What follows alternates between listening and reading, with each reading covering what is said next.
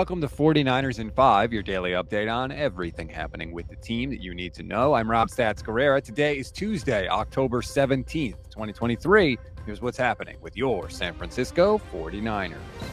We'll get to Kyle Shanahan's conference call in a minute, but as we begin every show, it is the injury report.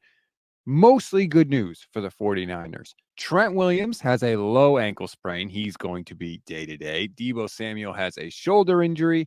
He's going to be day-to-day.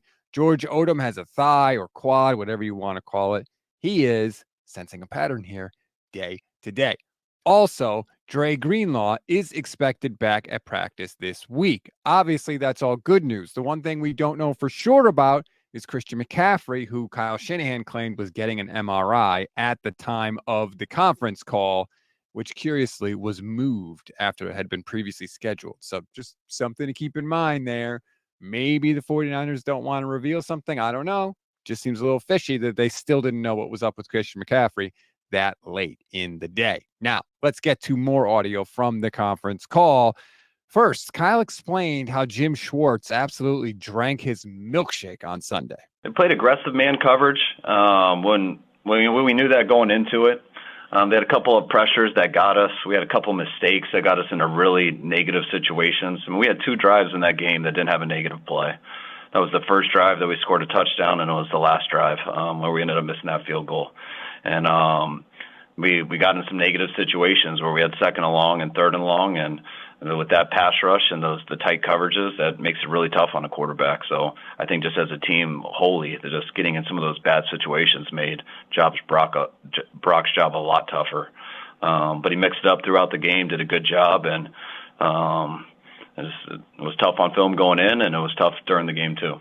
Nothing good happened for the 49ers against the Browns, except for two drives, the first drive and the final drive, and only one of those drives ended with points. But the silver lining for now is that Kyle Shanahan can use this game as an example of what can happen when you're not on your game.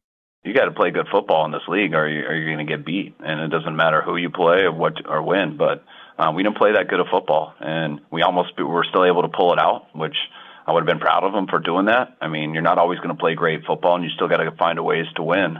But rarely do the football gods reward you when you make as many mistakes as we did. Just missed assignments, penalties, missed tackles, a couple missed opportunities that are the difference in winning and losing. And when you miss those throughout the game, rarely does it work out in the end. So either way that happened, I think it was a good learning experience. And really all that matters is when they come in tomorrow and they watch this film with us, just like all that matters when they came in after Dallas and watched the film, is that you watch what you did good, you watch what you did bad, and you make sure that you get better the next week. There is zero chance of the 49ers feeling themselves going into Minnesota on the Monday night game this week. Look for a very different 49ers squad when they take the field. Finally, Kyle Shanahan also said one more thing I wanted you to hear. He was very critical of one specific aspect of the team, and that's the run defense. And Kyle didn't sugarcoat it. I was disappointed in it. It was I'm not sure the exact stat compared to the others, but if I had to guess, it was our most missed tackles on the year. I thought they got our edges way too much, just blocking down our DNs and getting around. We played a lot more two-shell defense, and when you play two-shell defense, you're a little bit behind in the run game. But we've been able to stop guys pretty good in that way. And when they got our ends and we didn't get our safeties downhill, they bled us out too much. And when you add on a couple of those missed tackles and everything, it was way too much. And especially when you got quarterbacks coming in who hasn't started yet.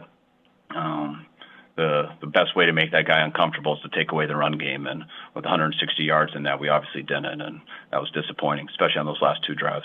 Steve Wilkes' unit did give up 160 yards on the ground, which is very high. But remember, they still only allowed 19 points. So I'm not sure it was as bad as Kyle Shanahan made it sound. And to be fair to Kyle, he did say on Sunday that the defense was the only reason the 49ers remained in the game. So he did give them a lot of credit. I want to be clear about that. It's just yesterday he was not happy with the run defense.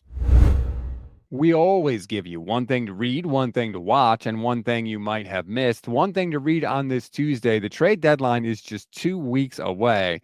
And if you're wondering who the Niners may target or could go after, Tim Kawakami has a column in The Athletic full of names for you to pay attention to. If you want to read it, just click the link in the description of this episode. One thing to watch. This is long term, but it still could happen, so stay with me. Niners got in a pregame scuffle with the Browns, right? We all know that.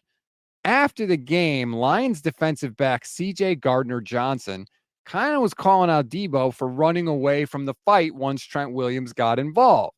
Debo, as you might have imagined, did not really appreciate that. He started clapping back. They actually went back and forth a couple of times. Now, the Niners don't play the Lions in the regular season this year, but Detroit is 5-1. So it is not out of the realm of possibility that these two teams could meet each other in the playoffs. I imagine this little exchange will not be forgotten by either side. It could add an extra bit of spice to a potential playoff game. One thing you may have missed. The Browns apparently were not afraid of the 49ers at all in this one. They actually trolled them before the game. Cleveland came out of the tunnel doing the Niners boombox entrance that San Francisco always does. So clearly Cleveland was in the right mindset, did not care about ticking the 49ers off, and they absolutely physically dominated San Francisco all game long. That's a wrap on today's 49ers in 5. Please rate, review, and follow the Gold Standard Podcast Network. Enjoy your Tuesday, everyone. Stay tuned for the Bully Ball podcast with Steph Sanchez and Jason Aponte. That'll be live on our YouTube channel, Gold Standard Network YouTube, at 8 a.m. Pacific time. Just click the subscribe button, hit the little bell, and you'll be notified every single time we go live, which, oh, by the way, is just about every weekday. Thanks again, everybody. I'm Rob Stats Guerrera. We'll talk tomorrow.